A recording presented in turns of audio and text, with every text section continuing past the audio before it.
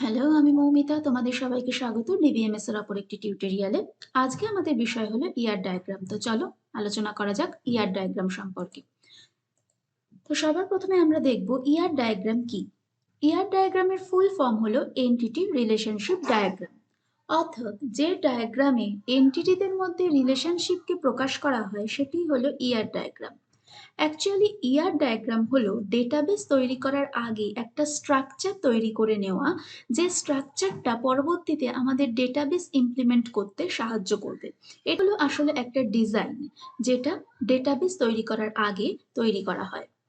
তো এবার আমাদের মনে হতেই পারে ইয়ার ডায়াগ্রাম তৈরি করার প্রয়োজনীয়তাটা কি। আমাদের তো ডেটাবেস তৈরি করার কথা, আমরা সরাসরি ডেটাবেসই তৈরি করতে পারি। কিন্তু না, যেমন আমরা বাড়ি তৈরি করার আগে ব্লুপ্রিন্ট তৈরি করি, অর্থাৎ কোনো একটা বিল্ডিং কেমনভাবে তৈরি হবে, সেখানে কি কি তৈরি হবে, সেই সমস্ত কিছুগুলো যেমন আগে আমাদের জেনে নেওয়া দরকার, সেটা সম্পর্কে আগে নিশ্চিত হওয়া দরকার, সেরকমই একটা বড় ডেটাবেস তৈরি করার আগে আমাদেরকে অবশ্যই তার একটা মডেল তৈরি করে নেওয়া দরকার। ধরো তোমাকে একটা ইউনিভার্সিটির ডেটাবেস তৈরি করতে দেওয়া হয়েছে, এবং তুমি সেই ডেটাবেসটা কি কি ভাবে তৈরি করবে সেটা তোমার সবার আগে জেনে নেওয়া দরকার। কারণ এক একটা ইউনিভার্সিটির ডেটাবেস এক এক রকম। তোমরা আমরা নিজেরাই অনেক ক্ষেত্রে দেখতে পারি, আমরা যে যে ইউনিভার্সিটি বা যে যে কলেজ, যে যে স্কুল, যেখানে যেখানে অ্যাডমিশন নিয়েছি, এক একটা জায়গার সিস্টেম এক এক রকম হয়, তাই না? এক একটা ঠিক সেই হিসাবেই আমি যখন একটা ইউনিভার্সিটির ডেটাবেস তৈরি করব, তো আমাকে সেখানকার ম্যানেজমেন্টের সাথে আগে আলোচনা করে নিতে হবে যে তারা কি কি চায়, তারা কোন কোন ফিচারগুলো সেখানে চায়, তারা ঠিক কি কি চায় না, এরকম। তো এই সমস্ত কিছু জেনে নেওয়ার পর আমরা সেটার একটা মডেল তৈরি করে তাদেরকে দেখাবো, এবং তারা যদি সেই মডেলটা দেখে কনফার্মেশন দেয় যে হ্যাঁ আমাদের ঠিক এরকমই ডেটাবেস চাই, তখন আমরা সেই ডেটাবেসটা তৈরি করা শুরু করতে পারি। এর কারণ হলো আমরা যখন মেন ডেটাবেসটা তৈরি করে ফেলবো, আমরা সেখানে বারবার করে মডিফিকেশন করতে চাই না। যেমন একটা বিল্ডিং তৈরি করতে করতে হঠাৎ মনে হলো যে আমার এই জায়গাটা চাই না, এই রুমটা এভাবে চাই না, আমরা তখন সেটাকে ভেঙে ফেললাম, ভেঙে আবার নতুন করে তৈরি করলাম। এটা যেমন আমাদের উচিত নয়, ঠিক সেরকমই ডেটাবেস তৈরি করার আগেই আমাদের সম্পূর্ণভাবে নিশ্চিত হওয়া দরকার যে এখানে আমাদের কি কি করতে হবে। ঠিক সেই কারণেই ইআর মডেলের প্রয়োজনীয়তা আছে। এবার এসো আমরা ইআর একটা এক্সাম্পল ইআর মডেল সম্পর্কে আলোচনা করি, যেখানে আমরা বিভিন্ন জিনিসগুলো সম্পর্কে পরিচিত হব। এবং এটার আগে তোমাদেরকে বলে নিই, এখানে আমরা যে যে অ্যাট্রিবিউট, যে যে রিলেশনশিপগুলো ইউজ করেছি, সেই সমস্ত কিছু সম্পর্কে আলোচনা কিন্তু এর আগের ভিডিওগুলোতে দেওয়া আছে। তোমরা অবশ্যই সেই ভিডিওগুলো দেখে তারপর এই ভিডিওটা দেখবে, নাহলে তোমাদের হয়তো কিছু কিছু টার্ম বুঝতে অসুবিধা হতে পারে। তো দেখো, এটা একটা কোম্পানির ইয়ার মডেল তোমরা ধরে নিতে পারো। এমপ্লয়ি এখানে একটা এন্টিটি, ফ্যাক্টরি একটা এন্টিটি, যারা এই ডায়মন্ড শেপের বক্সটার মাধ্যমে যুক্ত আছে। তো এই ডায়মন্ড শেপের বক্সটা হলো রিলেশনশিপ, এবং এরা হলো দুটো এন্টিটি যারা মেনি টু ওয়ান রিলেশনশিপের মাধ্যমে যুক্ত আছে। এই এন অর্থাৎ মেনি, আর এই ওয়ান অর্থাৎ ওয়ান, অর্থাৎ মেনি টু ওয়ান। মানে একটা ফ্যাক্টরিতে অনেকগুলো এমপ্লয়ি কিন্তু কাজ করতে পারে, এবং এই এমপ্লয়ীদের আন্ডারে যে যে অ্যাট্রিবিউটগুলো আছে সেগুলো হলো name, ID, position, pay rate. এবং এই এমপ্লয়ি আর ফ্যাক্টরি আবার দেখতে পাচ্ছি আরেকটা ডায়মন্ড শেপের বক্স দিয়ে যুক্ত আছে, ম্যানেজেস। অর্থাৎ একটা ফ্যাক্টরিকে ম্যানেজ করার জন্য একটা ফ্যাক্টরির ম্যানেজার হিসাবে একজন এমপ্লয়ি কিন্তু সেখানে নিযুক্ত হয়েছে। এটা হলো ওয়ান টু ওয়ান রিলেশনশিপ। এবং এই ফ্যাক্টরির আন্ডারে যে অ্যাট্রিবিউট গুলো আছে সেটা হলো সিটি আর থ্রুপুট। এবং এখানে আইডির নিচে আন্ডারলাইন করা আছে, অর্থাৎ আইডি হলো এখানে প্রাইমারি কি। প্রাইমারি কি মানে যেটা এমপ্লয়ীদের একটা ইউনিক আইডেন্টিটি। এবং এই ফ্যাক্টরির আন্ডারেও যে একটা অ্যাট্রিবিউট আছে সিটি, সেটার নিচেও দেখো আন্ডারলাইন করা, অর্থাৎ এটাও হলো একটা প্রাইমারি অ্যাট্রিবিউট। এবং এই থ্রুপুটটা কিন্তু ডটেড ইলিপসের মাধ্যমে যুক্ত আছে।